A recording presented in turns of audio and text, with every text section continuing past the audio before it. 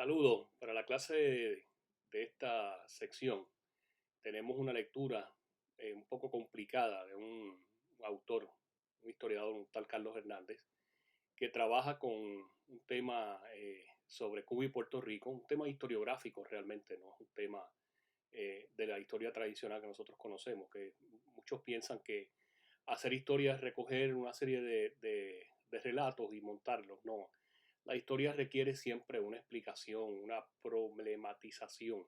Y un poco lo que hace este texto es eso mismo, titulado Cuba y Puerto Rico son de un pájaro las dos alas. Entonces, una pregunta que dice, la pregunta dice independencia y autonomismo, refiriéndose al caso, ¿verdad?, de que una vez termina la guerra hispanoamericana de 1898, Cuba y Puerto Rico siguen dos caminos totalmente distintos.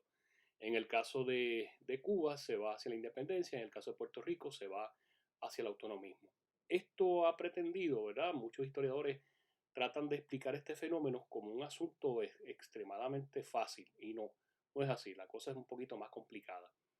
En el caso de este ensayo, yo trato de alguna manera, ¿verdad?, de esclarecer el asunto de que es mucho más complejo el asunto de que Cuba sigue un camino y Puerto Rico sigue otro camino. No, esto es mucho más complicado. Y ahí lo que trato es de descifrar cuáles son, ¿verdad?, las propuestas de los historiadores, un análisis historiográfico. Y entonces expongo en primer término el caso de Cuba, ¿verdad? Aun cuando están entrelazadas, no hay una separación como tal en el caso del texto, pero un poco para hacerlo, para que se entienda. En el caso de Cuba, Cuba tiene lo que se discute en el artículo, son realmente tres Cubas. En primer lugar, la Cuba de los habaneros, esa Cuba de los habaneros es la famosa Habana, Cuba, donde se desarrolla toda una industria, ¿verdad?, del azúcar, que se llama la sacarocracia, otra cosa que el gobierno del azúcar. Y en ese sentido, los habaneros, los dueños de esas grandes extensiones de terreno, etcétera, no aspiran a la independencia porque están sacando provecho de su, ¿verdad?, de su capital. Y en el caso de España, en todo momento está hasta cierto punto amenazándolo que si se van a la independencia declaran la abolición de la esclavitud, y la esclavitud para ellos era fundamental para poder tener toda esa riqueza. Esa es la Cuba 1. La Cuba 2 es la Cuba de Oriente, la Cuba del este cubano, donde se desarrolla una visión un poco distinta de los procesos históricos porque había una heterogeneidad racial donde la gente se mezcla un poco más. Es bien parecido a Puerto Rico en ese sentido, pero ellos aspiran a un proyecto independentista. Y entonces está la Cuba C, que es la Cuba de los exiliados cubanos que se van evidentemente por una serie de guerras, ¿verdad?, que vamos a explicar más adelante, se van al sur de la Florida, especialmente a Tampa, y desde allí algunos de ellos quieren que Cuba se anexe a Estados Unidos. Y hay ¿verdad?, un político que combate esa realidad y se llama José Antonio Saco. Dice que no, que de ninguna manera lo que hay que hacer es precisamente combatir esa idea para que Cuba pueda ser libre y formar su propia identidad, su propia república. Esas son las tres Cubas que que convergen, ¿verdad?, en un proceso histórico complejo.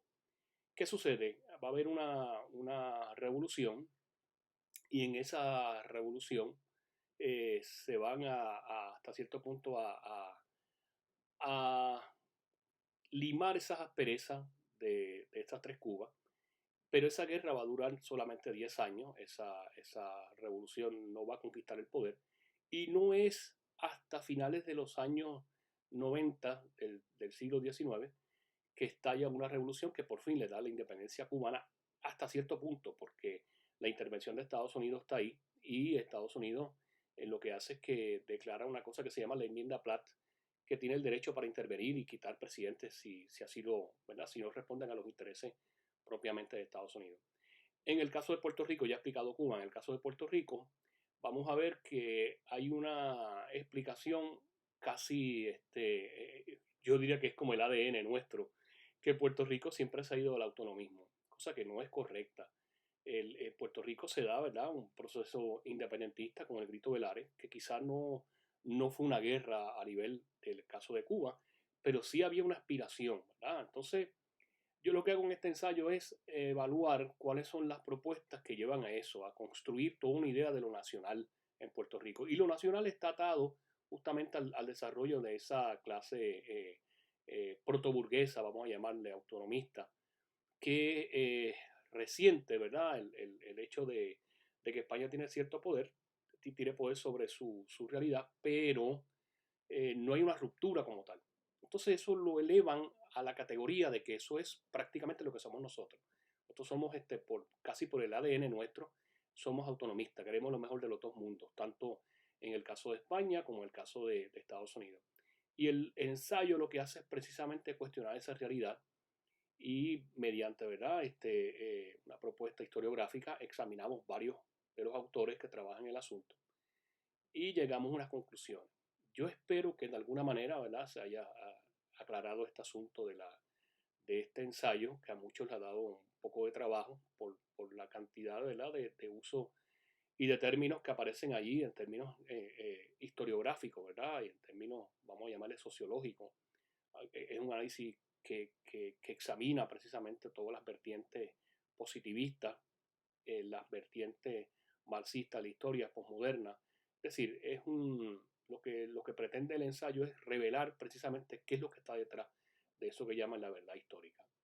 Pues nada, no los aburro más, que pasen el mejor de los días. Saludos.